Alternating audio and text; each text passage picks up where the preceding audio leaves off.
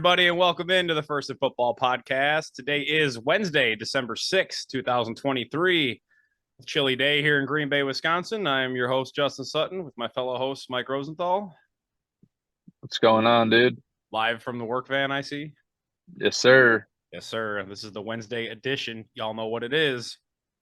Yeah. And with that being said, this is a shorty episode, so let's get right into it. How about them Green Bay Packers, and more specifically, Jordan Love? Oh, my. I was loving on him before kickoff. I was like, you know what? Maybe I'm a little wrong. He's kind of growing on me. Yeah, you were a lot of wrong. And I was very wrong. I'll say it. I was very wrong. It's kind of weird. He's kind of the inverted of the A-Rod experience. Like when Rodgers came in, he came in, like made some wow plays, and everybody was hooked. We're like, okay, they had the same stats. They had the same stats like the first 11. It's just happening in reverse order. He came in, made some wow plays. Everybody's like, holy Hannah. And then the season was a big struggle. It's like, dude, the season's been a struggle. And now all of a sudden it's like, holy Hannah, this dude making plays. Like it's the same thing, just kind of reversed order. Yeah. That's why we refrain from holding our judgment this early. You can't call a guy off this early. You can't. I wasn't looking at the numbers. I was trying to go off eye test, but I get what you're saying. It's like Rodgers. Rodgers was talking on McAfee yesterday. He's like, you can't crown anybody yet, and you can't take the crown away. Like it's too early to judge anything right now. Like I get what you're saying. But man, he played a hell of a game. The Packers look legit. They got everybody hyped right now to make a playoff spot, rightfully so. Hopefully they can continue this. I don't see any reason that they can't. They're doing it without some of their studs too. So it's an impressive team. Definitely. I think that was way more about the Packers winning. I think that game is way more about them than it is about the Chiefs struggling. I mean, the Chiefs have the same problems they've always had. Nothing has changed. Yep. We just managed to get to them in the red zone a few times to stop some of those drives. That's literally the difference in the game. Yeah, the Chiefs are a big question mark, but like you said, they're kind of who we know that they are right now. So they are and who the Packers we capitalized on them. Yeah, they did. And that's what really stuck out to me is they didn't just capitalize. Like, dude, they came out the gate swinging. Like they came in on a mission and they knew what the mission was. That's for sure. Let's put it that way. They executed said mission. My last Packer note is, did you see Crosby sign in with the Rams? They're going to supposedly activate him and he's going to kick this year. Wow, good for him, man. Good for him. I love Mason Crossbar, dude. I love it. And I got one last note here on Mr. Jordan Love. I was kind of, you were talking about having the same stats as Rodgers and whatnot, and I just kind of wanted the reference. Jordan Love is currently sitting at, I think, about 20. Let's see how many yards here. He's at. Jordan Love is currently sitting at 2,800 yards, 2,866 to be exact, 22 tubs and 10 interceptions. If you pace that out, Jordan Love is currently on pace for over 4,000 yards, 4,060 to be exact, 31 touchdowns and 14 interceptions. Someone does that out, but he's going to have a great year. Yeah, I mean, I don't know. I don't think he'll pace that out either. But someone like that, like first year starting, that 4K 30 tubs, and it's a 2-to-1 or better interception ratio. He's getting money. That's money right there. Yeah. Yeah. Just a real quick reference: Aaron Rodgers' first year as a starter in 2008, he finished the year with 4,038 yards. 28 touchdowns and 13 interceptions. So a very, very similar pace, which is just creepy as all the stats have lined up for those two. But it's good to see your eyes bright up and not be so gloom. You got to be patient with this sort of stuff. I've always loved his physical talent. His decision making was killing me, man. Absolutely. It's also his first year. It's first year start, man. You can't be too quick to judge, dude. Well, we're here for the ride. I agree. That's the thing is I don't expect him to play that well the way he did against the Chiefs every single game. I just needed to know it was in him. That was the best performance I've ever seen from Jordan Love through college, through the pros, up until that point, it was the Eagles game last year. Yeah. I know.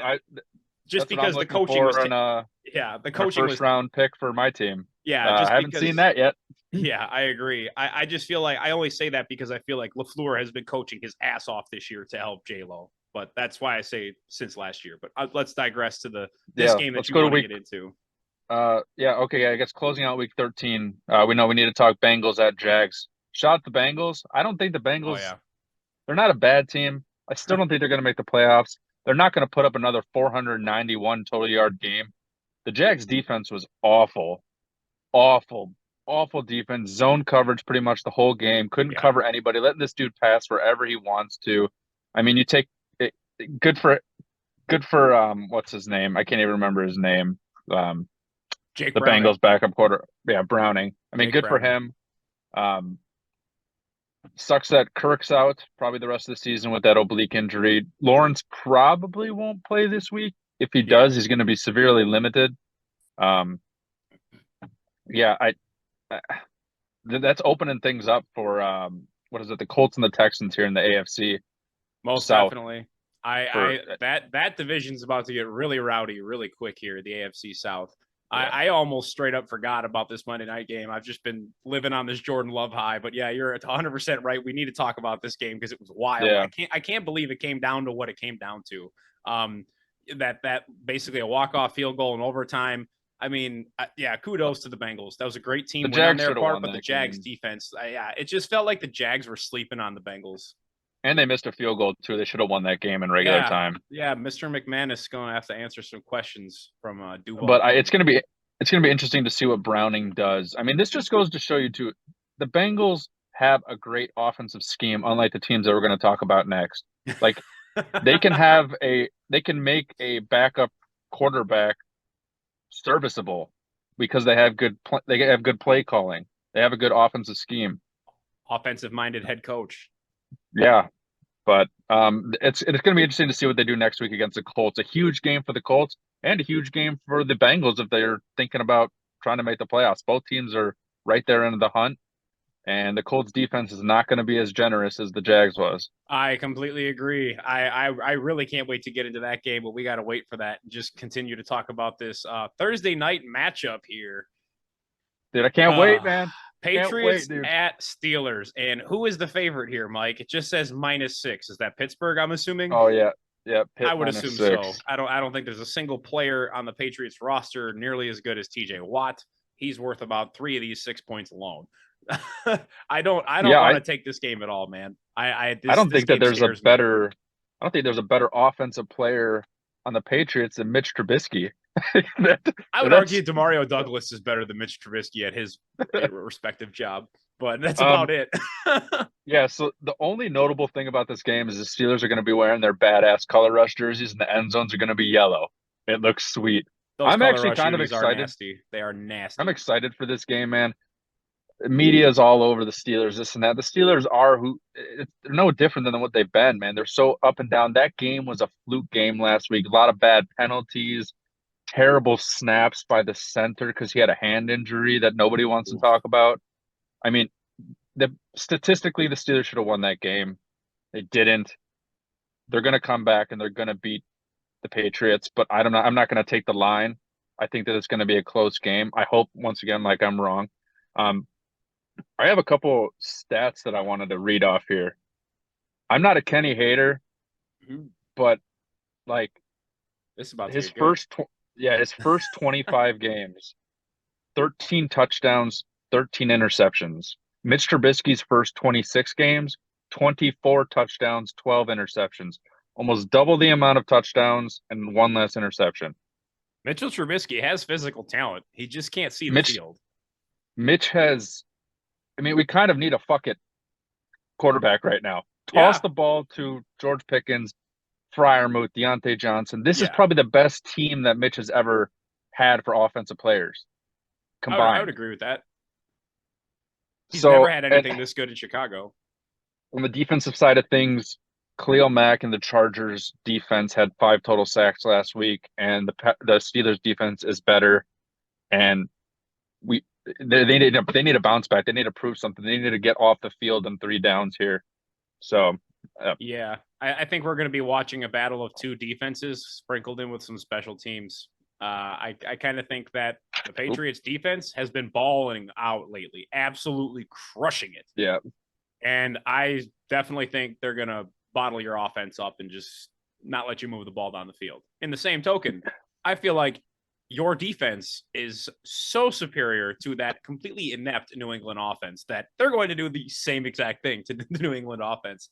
I think this game is just going to come down to basically mistakes. Whoever makes fewer mistakes is going to win the game.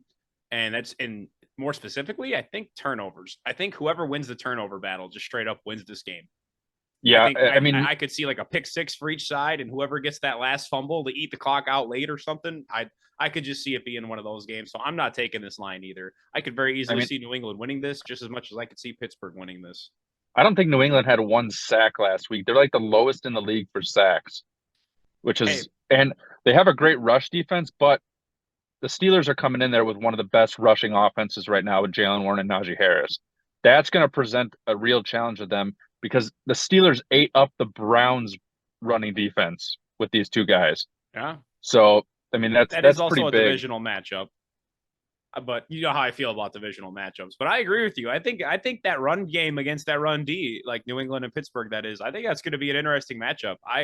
I kind of lean the Belichick side. I think he's going to be able to stop the run and force Mitch Trubisky to throw to beat you guys, to beat them.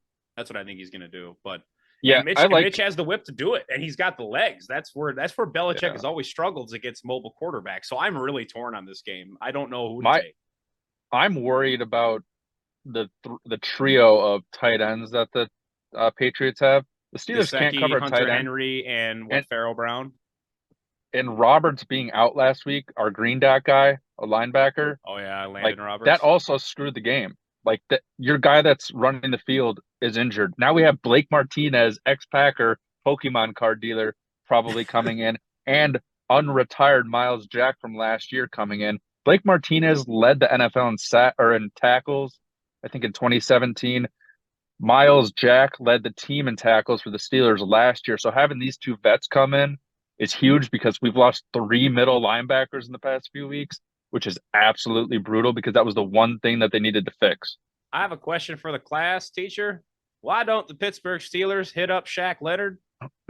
Well, he's already gone. He signed? I think with the Eagles. I don't know if he actually signed. I heard that they gave him an offer and he's going to take time to think about it. Oh, really? That's the last I heard. You got a computer right in front of you. That is true. Let me just look it up.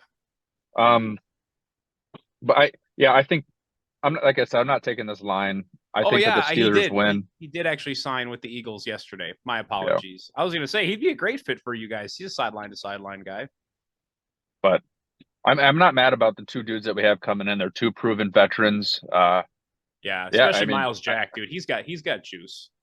And he knows the Steelers way. Like he played with us last year. He led the team in tackles. He's all over the field. He had some injuries that really the injuries are what led to him not really getting a contract anywhere. But the Steelers are desperate. Yeah, and Blake Martinez is a good tackler. He just lets you get the yardage first before he tackles you. Yeah. That's about it.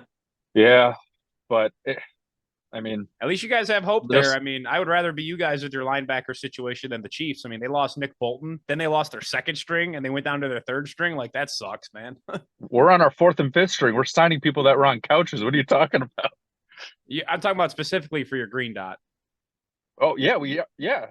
You're on your fourth and fifth string green dot right now? Cole Holcomb, Landon I didn't know Roberts. Holcomb was your green dot. Okay. I don't know if he was. Maybe he was, maybe he wasn't. But, yeah, I think this will be like the fourth guy. I thought Roberts was always the green dot guy. No, he got the green dot after. Okay, that makes sense. What's the guy's name? He had that pick. He has the dreads. Shoot, I can't remember his name. No, he left the team. Tremaine Edmonds? Nope. I will look it up. As soon as you say the name, I'm sure I'll know. But yeah, this game is probably going to be a stinker. Patriots at Steelers. It should hopefully be the last absolutely horrific Thursday night game of the year, especially considering what we got last week. That was amazing. But it's bad when they got to throw Bill Belichick up as the promo, as the featured, person from New England, and they the quarterback doesn't make it. They don't even have a single player on there. It's TJ Watt and Bill Belichick, which is just absolutely crazy. Yeah, and I can't find this guy's name right now. That's fine. I'm sure the general public doesn't really care too much. Just Steeler Nation. Hey, man, Quan Alexander. Oh yes, Quan, dude, he's so underrated. Which he was playing great. He was playing very well.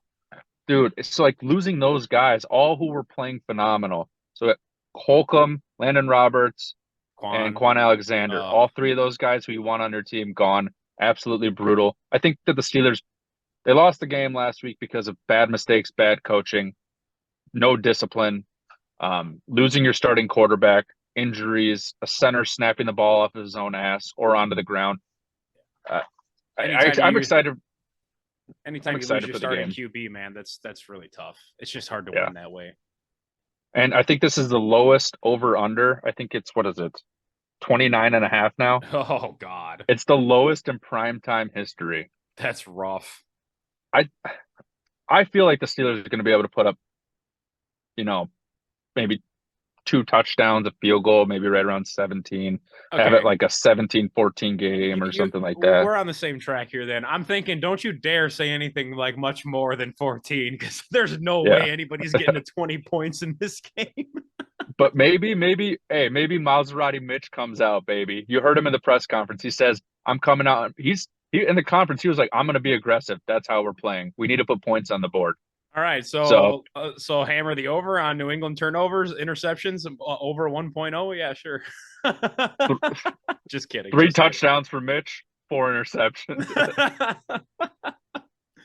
But I guess to other wrap than that, so yeah, I was saying, just to wrap this up, we do got a couple teams on bye this week: the Arizona Cardinals and the Washington Commanders. Speaking of the Commanders, I've been hearing the whisperings about apparently there's a Native American association that is quite displeased with the fact that the Commanders are reluctant to change their name back to the Redskins, and they're making a beef about it. So we'll see how that goes. That would be pretty interesting. Hey, we watched them go from the Redskins to the football team to the Commanders back to the Redskins. Like, that would be pretty wild. I wouldn't be mad. I wouldn't be mad either. I mean, I'm not Native American, so I guess, I don't find it offensive. I hope nobody else does either. I think it's just a part of football, man. Like, well, it's like the Chicago Blackhawks. Well, yeah, I mean, the specific thing I saw was basically that this Native American Association was saying that, like, dude, the actual logo is a specific chief. I forget the name, and it's like they're paying homage to a chief, and it's like, dude, that makes a lot of sense to me, man. Just the Blackhawks are the same way. They're like one of the other teams that they said, we're not changing our name. There's an uproar about Chicago Blackhawks. I mean, kudos to them. Same with the Cleveland Indians. Good for them. Well, they changed their name. Did they? They're the Guardians, and they just got the #1 overall draft pick, I think, last night. When did they do that? Last year? 1 or 2 years ago, yeah. Oh, yeah, I don't follow baseball. Nobody cares. The Brewers suck, so I have no reason to follow baseball. Every time we get to the playoffs and there's any real hope, it's always disappointment. The Brewers just gave the biggest contract ever to a player that's never played in the MLB. He's like one of the #2 overall prospect in baseball. But paying a guy before he performs, we've seen how that works in the NFL. Hopefully, it doesn't work like that in MLB. I have a couple notes here. What? Who said that? I have a couple notes here. Non this game related. Okay. Josh Dobbs starting quarterback this week. Zach Wilson starting quarterback this week. Is he actually going to start though? Yes, it is confirmed. It's confirmed. Yeah. Okay. Because I heard. And then Isaiah Pacheco popped up on the injury report with a shoulder injury. So that's, big for the Chiefs, but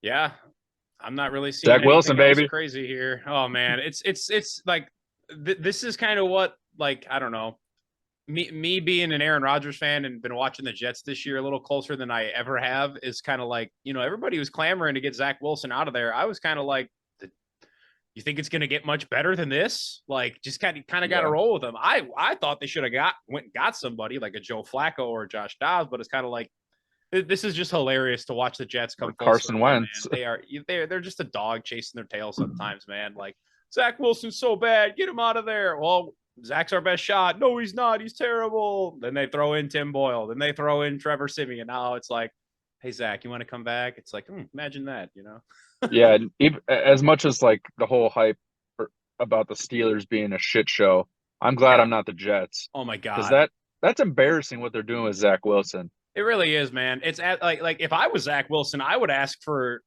be released. Like, I'd be like, nah, cut me. Someone else will pick me up, and I'll go deal with better problems somewhere else. Who's going to pick him up? Really? I guess right now, I think he's option. He'd be a great option for you guys. He'd be the best quarterback in the room in New England. He would not be a great option for the Steelers. Mitch Trubisky and Mason Rudolph are just as capable as Zach Wilson. Fair enough. I'll give you that. But like the Falcons, The Bears to go be a backup behind Justin Fields, similar play style. I suppose Bajent has already proved that, but like, even the Colts, what if Gardner goes down, dude? Like, I mean, there's just so many options. Like, I think Zach Wilson would have a market personally. I mean, I think right now I think Sean McVay would dibble dabble in that. I think him playing right now is his audition to say, okay, who's going to want me next year for a backup? Because he's not staying with the Jets, and he shouldn't. He should leave that team. They kind of, if if you're going to commit to him, commit to him. If you're not, you're not. I totally agree, man. Like, you almost kind of admitted your mistake and telling him that he's a bust by going and getting Aaron Rodgers, and now you're like, save us. We'll see how well that works for the Jets. It's not even. I don't think I completely took it like that. Like going and getting Aaron Rodgers is kind of like, I think the narrative kind of shifted where it was like, okay, Rodgers is going to mentor this guy for 2 years, then he's going to take over, which is kind of like, okay, that makes sense. Like that's what everybody thought. I'm not opposed to that. They landed Rodgers. Yeah, but then after Rodgers was injured, this carousel of not just saying, Zach, you're the starting quarterback for the rest of the year, no matter what happens. Them doing this carousel is exactly what you're saying. It's a joke. See, I still look at it like, go back to last year, man. Like all of Jets Nation was clamoring, oh, Zach's not the guy. Zach's not the guy. So the fact that they like had to go get someone at all is a sign in of itself to Zach Wilson that we don't think you're the guy. And now I think it's kind of funny how they're like, can you help us? Can you please save the season, keep the locker room together? Like not make us a dumpster fire and just make us a dumpster. Yeah. I mean, also, was it more Aaron Rodgers saying he wants to go there, and as an owner of the Jets, you can't say no we're going to find him. Aaron Rodgers maybe forced their hand and say, hey, this team could win something if I'm there, and then I can teach this young guy something. But I don't look at Zach Wilson as, I mean, he just doesn't look or act like an NFL quarterback to me. Yeah, he's never going to. I mean, I kind of have those vibes about Kenny Pickett too. Like, I just don't. All the injuries. It's just like the way he rolls out of the pocket. Kenny than I do about Zach. I'll tell you that. I mean, I'd say a little bit better vibes, but I get the vibes that you shouldn't be the starting quarterback of an NFL team, especially the Pittsburgh Steelers. That's the elephant in the room. I wasn't going to say it. Well, I mean, it's once again, I'm riding the wave of you got to give him a chance, and he's probably going to play through next year. And after that, you got to figure things out. But I mean, the Steelers aren't winning a Super Bowl this year. Nah. If Kenny performs next year, then cool. If he doesn't, then another year wasted of a good defense. But I mean, that's just the wave you have to ride. We saw so many good years of good football. Even what we're dealing with now, still in the playoff spot, is better than what most teams get to look at. So, oh yeah, man, I thank my lucky stars every day. I root for the Packers and not for the Browns or the Jets or even the Falcons at this point. Yeah, or I mean, even the Jags. dude, oh my God, franchise star quarterback, first one like ever, and you don't even get this dude a golf cart to get off the field. Don't get me started on that. I was just he could have said no. He could have, but who's gonna say no in that situation? Him, he's probably like, I'm gonna walk off this field. That dude's a dog. Yeah, maybe. I'm sure he regretted that, but nonetheless, you make him get on the fucking cart, dude. I don't care. Like, hey, buddy, let's get going. That's the best thing that's happened to the Jacksonville Jaguars since Maurice Jones-Drew. All right. Yeah. And it's probably even better than that. It's probably even better than MJD. Like, when you think Jacksonville Jaguar legends, like the first one that pops to my head is MJD. Next one is Fred Taylor. Yeah. It's a pretty short list. That's kind of all I think about. Trevor Lawrence is now on that list already. Like, dude, treat this man with the respect he deserves. But I think Blake Bortles, baby, beat the Steelers in a playoff game. Never forget. Never forget. Hey, that offense was OC'd by Nat Hackett. But anyway, on that note, let's close out this show. We'll have a new episode for everybody on Friday. So with that being said, hope everybody's having a good hump day and power through the rest of this week, y'all. We'll catch you later. Peace.